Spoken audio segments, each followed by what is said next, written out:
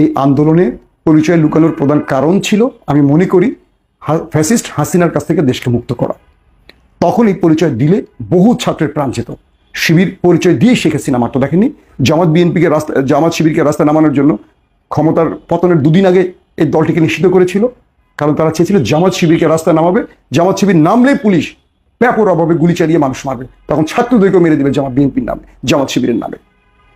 তো ছাত্ররা যে সিদ্ধান্ত নিয়ে ফ্যাসিস্টকে সরিয়েছে, যারা সাদিক, নাহিদ, আসিফ আর সার্জিস, হাসনাদেরকে বিতর্কিত করবেন বা কোনো রাজনৈতিক তকমা দিয়ে মোনাফেক বলতে চাইবেন, আমি বলবো তারা হলো নাম্বার ওয়ান মোনাফেক।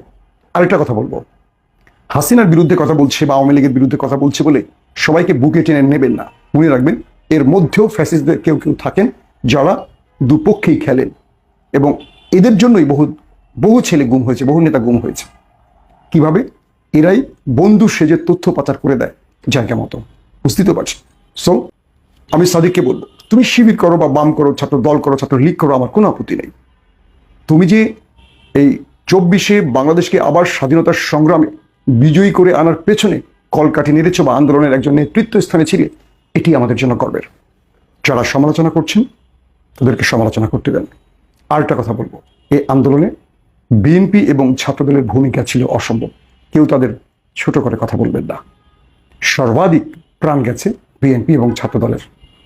আমরা চাই আবারও বিএনপি, জামায়াত, বাকি দলগুলোকে ফ্যাসিস্ট হাসিনার আওয়ামী লীগ বাদ দিয়ে সবাই যেন এক হয়ে এই রাষ্ট্রটাকে এগিয়ে নেয়। তাহলে কোনো বর্গী এসে আর কখনো হানা দিতে পারবে না। প্রত্যেকে ভালো থাকবেন। আল্লাহ হাফিজ।